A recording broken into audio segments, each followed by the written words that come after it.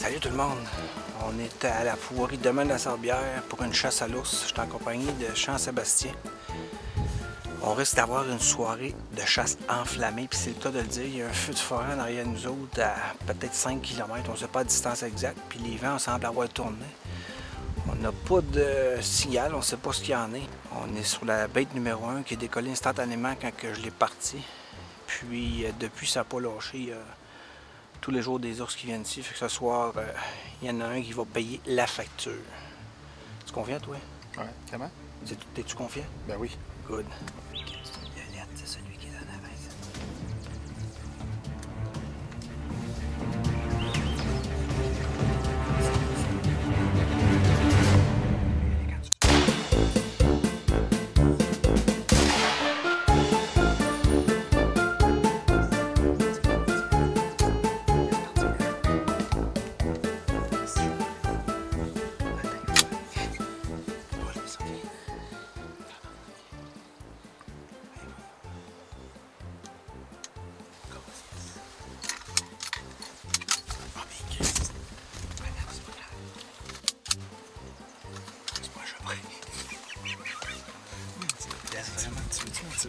Non.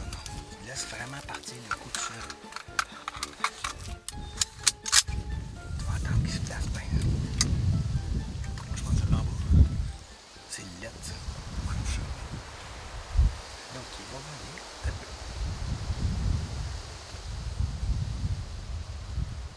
Il s'en vient là. Laisse-le s'approcher.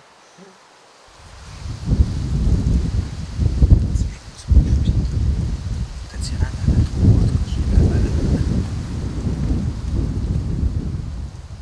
C'est assez stable. Veux-tu que je te passe en main? Ça t'aide dessus? Ça va-tu, là? Ouais. Ben, il est rentré dans le bout, mais il s'en va pas. Mais je pense que tu as tiré en avant, donc trop bas. Ton score est ajusté à quoi? Je sais pas, je connais rien là-dedans. Ah, comment ça, tu connais rien dedans? Non, je connais rien là-dedans, oui. Mais c'est pas vrai du chasse, oui. Moi, je crois que je là-dessus, les pas le faire ajuster. Mais il y a un ajustement ici, là. Oui, je le vois très bien. Là, si je le grossis, tu peux le rouler, petit. Il est plus... Tu penses que l'autre va revenir? T'as des fortes chances. T'inquiète, il a reçu de la garde note. Ça ira pas à TV, cette histoire-là. Non, ça ira pas à TV. Juste sur Facebook, j'ai des grosses cotes d'écoute, par exemple. Ah ouais, mettre ses nerfs un peu. Il a manqué son tir, puis... Mais non, c'est pas grave.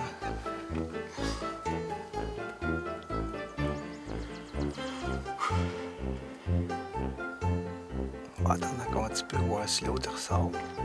Sinon, ben là, on va trop prendre lui. L'affreux. Ouais, mais lettre, on avait un gars de même. Hein, qu'est-ce que tu veux dire?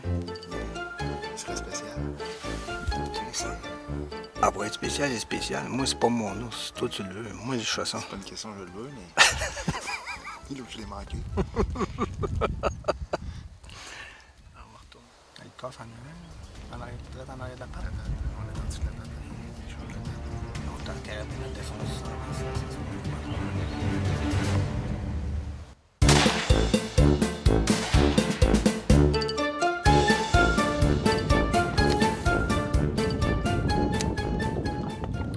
Je vais pêcher tout en me laissant dériver, puis je vais vous raconter une histoire. Vous avez vu les séquences de tirs, vous avez vu les tirs sur l'ours. Un client ici à la Pourvoirie de Domaine-la-Sorbière est arrivé, puis je savais qu'il fallait que je m'en occupe dans le sens que j'en accompagne un sur trois. Il était 3 gars.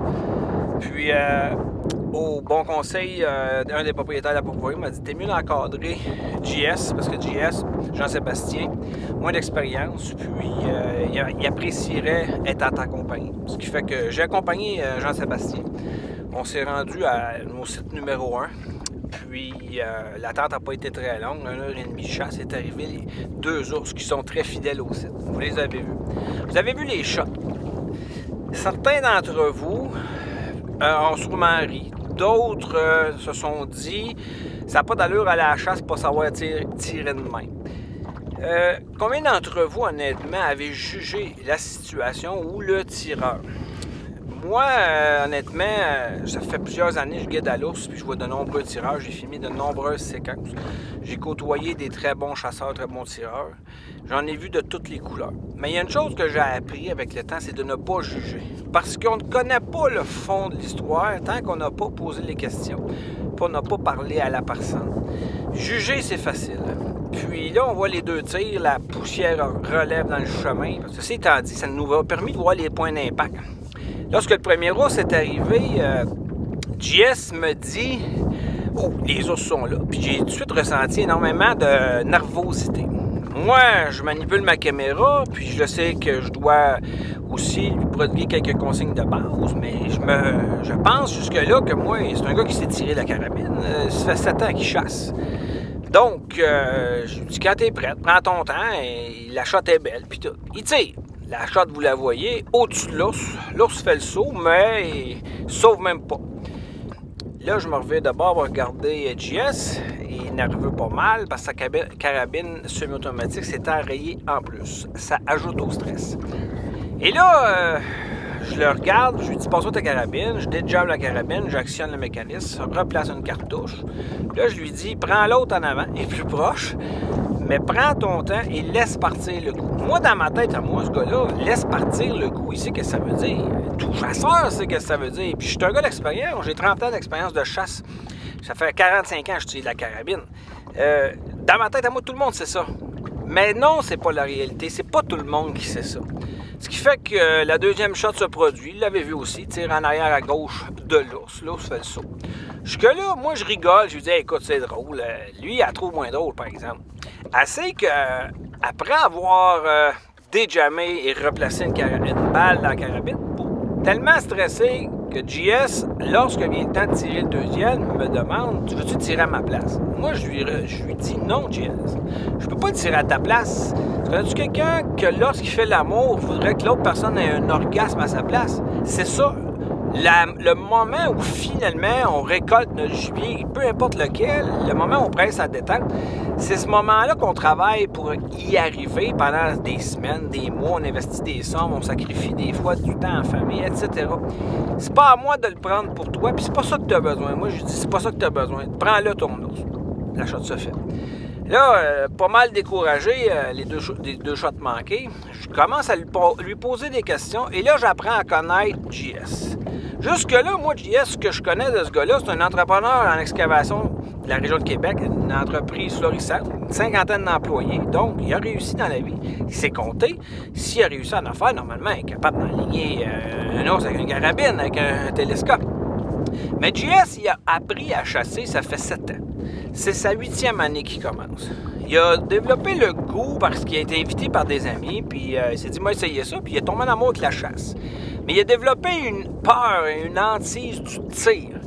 Et même au-delà de ça, il a développé un stress, une anxiété lorsque finalement la bête arrive ou il voit une bête. Parce qu'en plus, il a le don de se mettre aux bonnes places, se trouver des bons territoires, des bons compagnons de chasse. Il y a des occasions, le gars.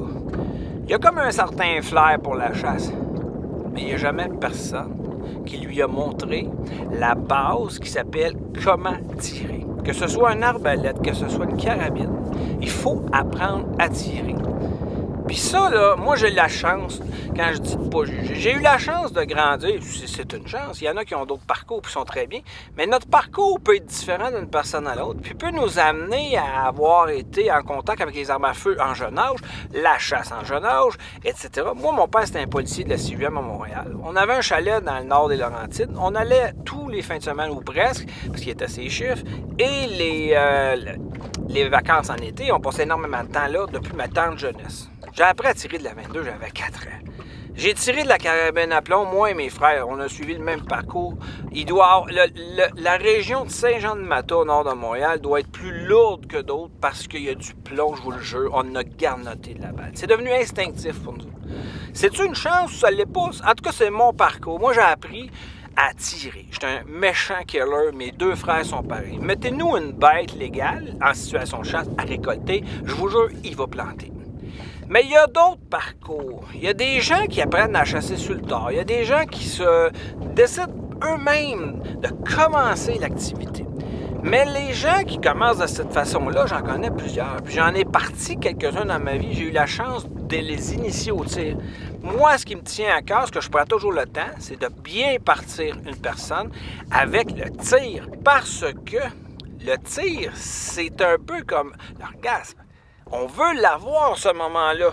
Mais si on veut l'avoir, il faut apprendre à maîtriser le tir. La pratique du tir, c'est ici. C'est entre les deux oreilles. 99% de l'équation se passe ici. Que ce soit arc, arbalète, carabine, toutes les armes à feu confondues, c'est ici. C'est là que ça se passe. La force du mental. Je suis sûr que d'entre ceux qui regardent la vidéo, cette vidéo-là qui est un peu longue, je sais très bien, sauf que les messages que je voulais passer, c'est des messages qui me tiennent à cœur, puis j'avais le goût de le faire par besoin d'inviter des gens qui connaissent des gens qui vivent cette situation-là à les initier au tir en situation de chasse. Depuis quelques années, on assiste au Québec à une mode.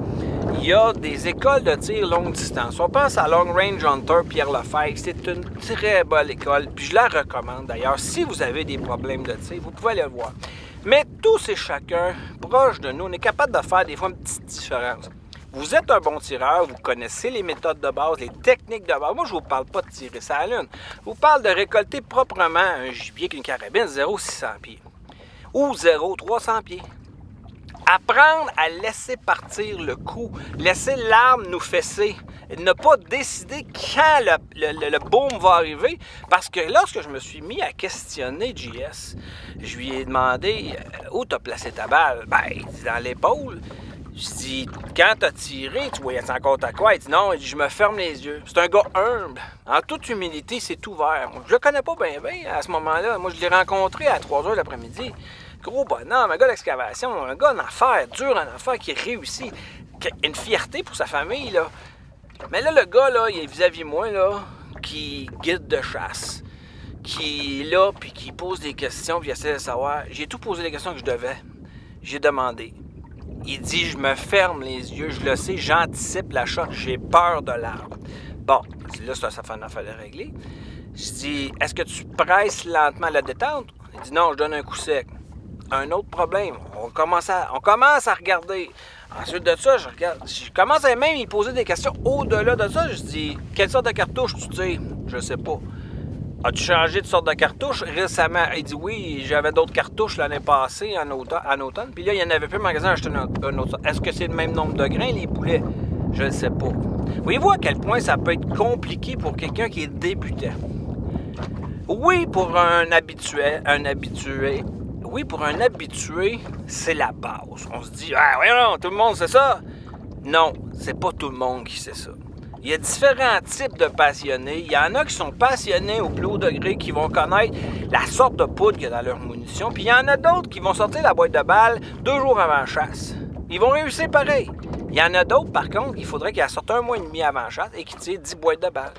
Moi, j'ai été pendant des années à garnoter de la balle. Donne-moi une carabine, mets-moi une bête à l'avant de moi, je te le clenche, même si je n'ai pas tiré depuis 1 an. C'est pas tout le monde qui sont comme ça. Il y a différents types de tireurs. Ce que JS avait développé, ça s'appelle le Target Panic. La panique du tir.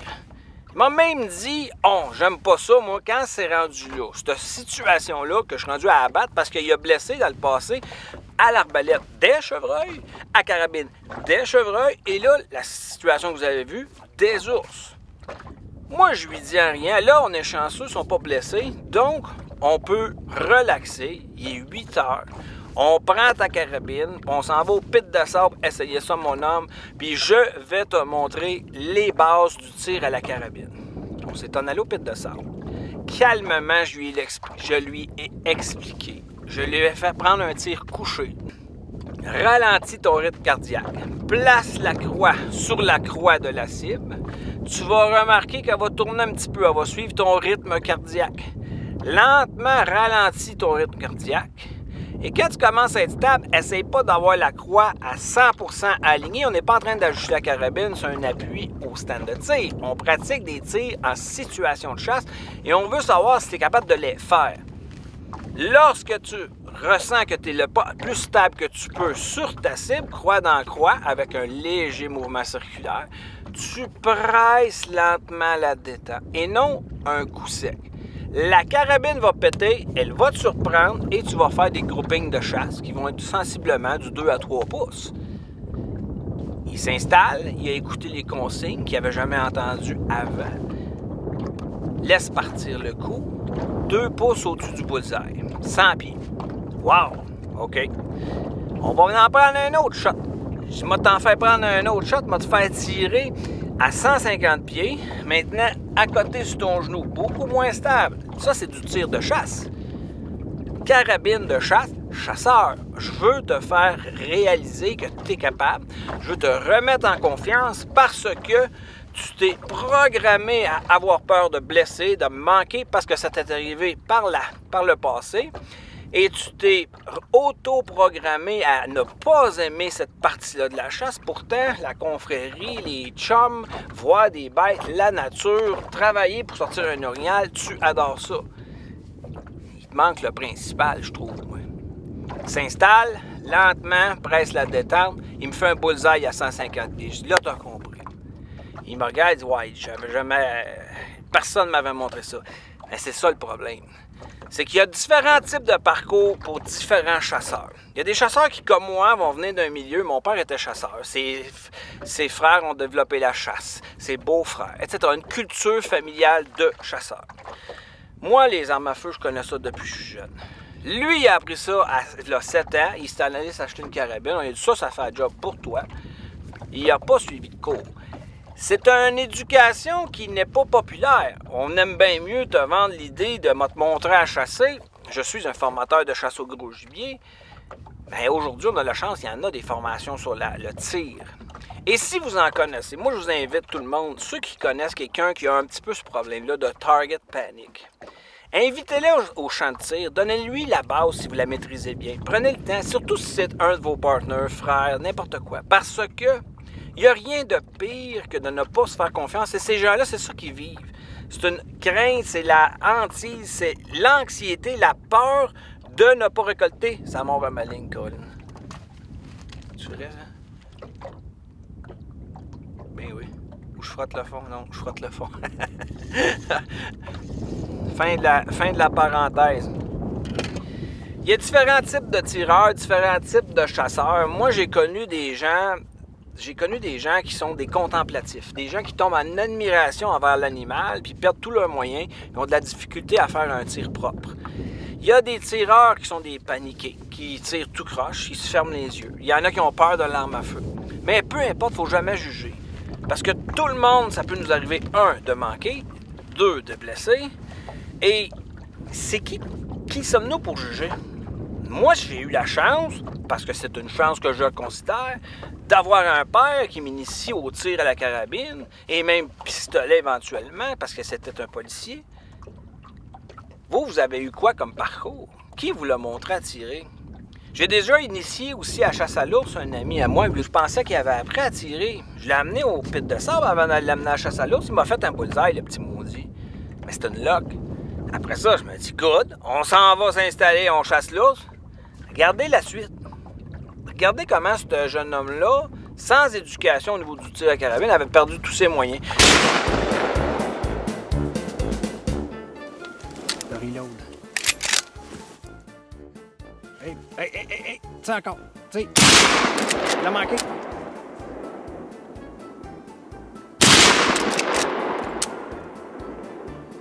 Hey! T'as plus de balles, là. Il en reste une. Prends le temps de viser. T'as plus de balles, là. Puis là, il est pas mort, puis t'as plus de balles. Lorsqu'on suit nos cours sur la chasse pour devenir chasseur, pour avoir le droit de détenir une arme à feu, se promener en forêt, acheter les permis de chasse, ils nous parlent pas beaucoup des techniques de chasse. C'est drôle, hein? On a un cours de chasse pour apprendre c'est quoi les différents gibiers, les saisons, les mœurs, etc. Mais ils nous donnent même pas de base, puis ils disent même pas aux gens, vous devriez pratiquer la carabine ou aller chercher des formations sur le tir à la carabine. Parce que le pire là-dedans, c'est la personne qui blesse, elle vit mal là-dedans avec ça. Elle a des jours à s'en remettre, je le sais, jamais arrivé. Ça va m'arriver un jour encore. Je l'espère que non, mais je l'anticipe, c'est certain. Je suis pas parfait, je suis à la merci de ça comme tout le monde. J'en connais plusieurs qui ont ri des autres. J'en connais plusieurs qui ont jugé, mais ça les est arrivé aussi. Puis quand ça les est pas arrivé à eux autres, ça les est arrivé à leurs proches, dans des situations vraiment proches. Il ne faut jamais juger, il faut encourager et il faut essayer d'aider la personne ou les personnes à trouver les solutions pour mieux réussir. Parce que ce moment-là, c'est le moment le plus important. Tu réussis à déjouer un gibier, quand vient le temps de le prélever, une mort rapide est l'idéal. Après avoir pratiqué avec JS, et avoir enseigné les rudiments de base, parce que ses partenaires n'ont jamais senti le besoin de le faire, parce que souvent, dans une école populaire, tu mets la croix sur la cible puis tu tires. Ah ouais, ça apparaît bien simple, ça. Mais quand... Je vais enlever mes lunettes. Mais quand tu flinches de même, là, ça fait pas des groupings bien forts. Ça, c'est la culture populaire, malheureusement. J'en connais plusieurs qui vont se reconnaître. J'en connais qui vont rire des vidéos, ça, je vais vous montrer. J'en connais qui vont rire. C'est correct de rire. C'est loufoque comme situation. Faut pas rire de la personne, par contre. Mais faut pas juger. Parce que le lendemain, j'ai fait un petit montage vidéo sur mon téléphone avec les 2 séquences d'ours manquées. J'ai fait exprès pour les envoyer, je les ai compressés, je les ai envoyés par Messenger à différents amis à moi via Messenger.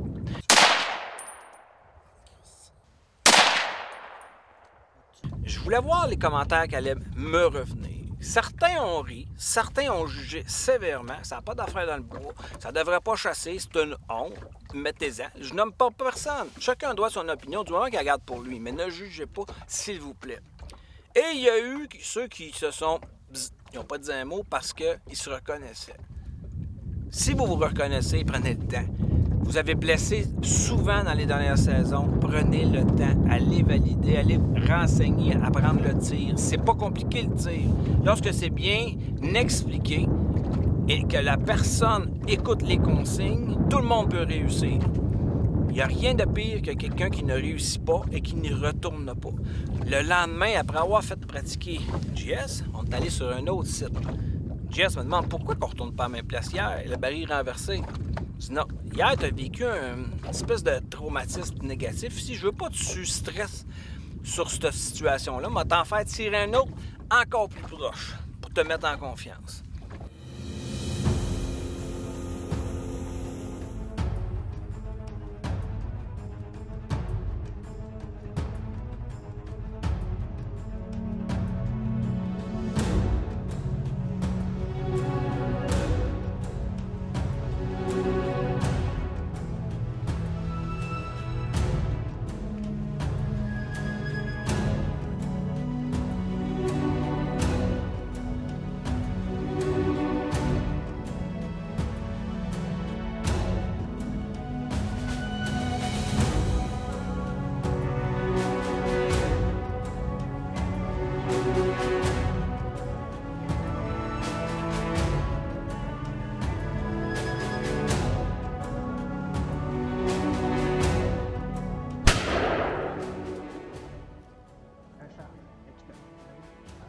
Place ta carabine. Fuck, il y en a un autre gros. Hein? Il y avait un autre gros qui s'en venait. T'es sérieux?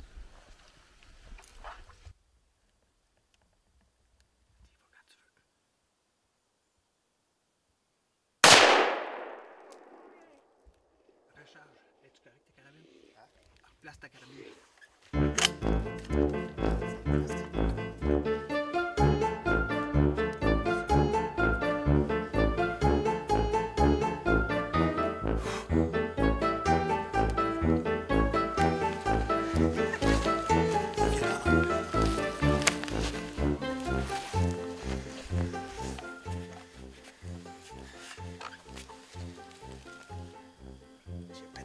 Ça, c'est sûr. Il y avait un autre gros là. Eh oui, il s'en venait. T'as le gros? Ben, je sais plus. L'ours a versé, puis il est reparti. C'est pas rare que ça arrive. Là. Il y avait une épaule pétée, c'est clair, avec probablement un poumon. On va attendre un 15 minutes. On va voir si on ne l'entend pas souffler. Puis après ça, on va aller voir la shot.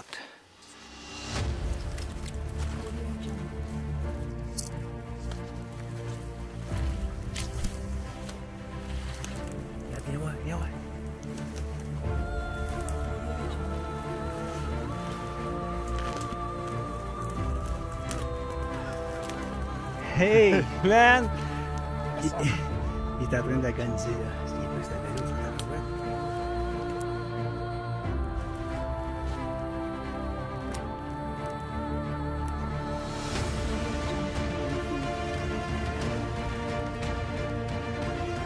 Hey, man! Là, ton ours. Vas-y ça, check si c'est un mâle ou une femelle. Je suis sûr que c'est un mâle.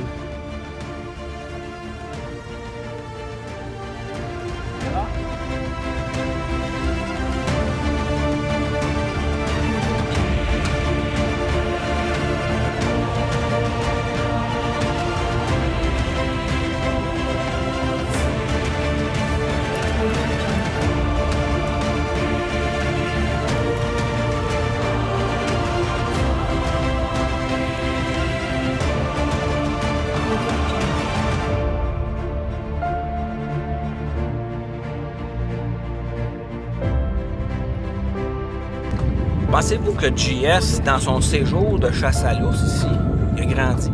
Bien sûr qu'il a grandi. Est-ce que JS va avoir besoin à l'avenir de stresser puis de se dire « Ouais, mes chums vont me le tirer si je le tire pas? » Non. Il a appris. Ça fait partie de la chasse, le moment de la mise à mort, abattre un gibier, tirer sur un gibier.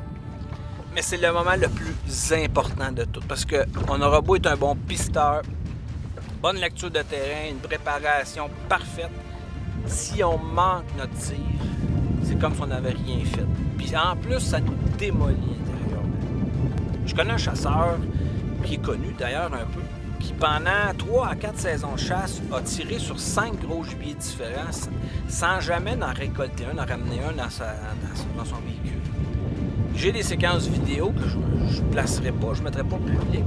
Cette personne-là perdait la notion dans le télescope, ne voyait plus son télescope. Voyait la bête, ne voyait plus la croix, ne contrôlait plus du tout son tir. Pourtant, en situation de tir au champ de tir, il tirait super bien. On appelle ça le target panic. J'ai peur de manquer, donc je manque. Il faut se déprogrammer ou reprogrammer positivement. Pour terminer, j'aimerais ça que les gens réalisent aussi que la chasse, ça fait partie malheureusement à l'occasion de manquer notre coup. Puis il ne faut pas avoir peur d'en parler, de l'exposer. Moi, je suis un professionnel de la chasse. Je gagne ma vie par l'entremise de la chasse sous plusieurs facettes. Puis j'ai appris à être humble, à être assez humble pour montrer mes bons et mauvais coups. Il n'y a pas beaucoup de gens qui sont capables de faire ça, surtout pas dans les personnalités publiques. Parce que des fois, l'ego, hein, c'est fort. Hein. Les hommes, on est des hommes fiers, on est orgueilleux. Mais c'est en le montrant qu'on va faire avancer des fois des choses. Puis moi, je trouve ça... Par exemple, ma ligne.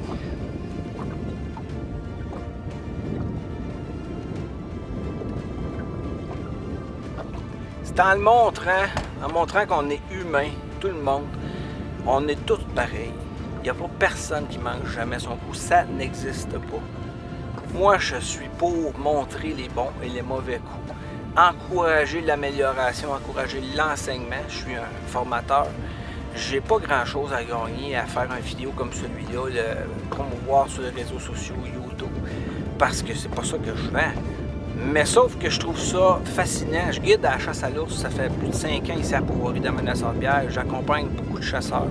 Lorsque j'ai le temps, je m'assieds avec je sors la caméra vidéo. J'en ai vu des choses, j'en ai vu beaucoup de mauvais tirs, parce qu'il y a énormément de chasseurs qui sont mal préparés. Mal préparés pour le moment fatidique. Pourquoi? Parce que les gens manquent de temps, les rythmes de vie sont rapides, les occupations, des fois c'est les moyens aussi, ça coûte cher quand même les cartouches. Mais l'important c'est de se reconnaître, de se remettre en question si c'est notre cas, puis vous pouvez juste vous améliorer. Dans la vidéo avec ce qui se produit, c'est gros, il perd tous ses moyens. Il tire l'ours, il atteint la colonne, l'ours est là paralysé. Et là, il doit lâcher, il doit tirer une autre balle, mais il est complètement perdu, il n'est plus là. Moi, j'ose quasiment pas intervenir parce que là, les balles partent de partout, puis ça n'est un vrai show de guerre, c'est pas beau. Oui, c'est sûr que j'ai hésité longtemps, hein. Je me suis longtemps dit, jamais je vais publier ça, jamais je vais montrer ça à personne. Mais lorsque la personne est assez humble pour admettre, ouais, j'ai un problème, j'ai de la misère à tirer, là. Ben, les solutions peuvent juste arriver. Reconnaître notre faiblesse, reconnaître notre erreur va nous faire grandir, nous faire nous améliorer. N'en tient qu'à vous, les amis. Prenez le temps. Tout le monde peut le réussir, puis c'est pas une question d'ego. Je connais tous les professionnels dans le domaine de la chasse au Québec. Puis j'en ai entendu des histoires venant de tous les côtés, y compris les miennes. J'en ai manqué, puis d'autres en ont manqué. Il n'y en a pas beaucoup qui les montrent, ça c'est certain. Moi, ça me dérange pas de les montrer parce que je sais que je rejoins les gens, puis ça leur fait plaisir de se rendre compte que certains de leurs mentors, parce que pour certains, je suis un mentor. Je suis humain et pas parfait. Puis je suis là. J'aime ça, les vraies choses. Je montre les vraies choses et je vous les partage. Parce que c'est ça, la chasse avec Charles Doris. Ouais, ben là, moi, vous dire, c'est presque incroyable. Je vous parle, je vous raconte de ça depuis tout à l'heure. Je suis en milieu du lac, dans une grande baie. Puis, ça part depuis tout à l'heure. Mais regardez-moi une menée. Ça donnait des coups, ça donnait pas de coups. J'étais pas certain. Ça fait longtemps qu'elle est piquée. Hey, c'est pas gros. Ce qui me fascine, on en apprend tout le temps. Encore une preuve. Je suis loin du bord, je l'ai pris à peu près à 20 pieds de creux. Une belle petite truite mouchetée, toute petite. Je m'attendais que ça se tienne rien que ses bords, la petite, ben non. Dans le milieu du lac, dans le fond.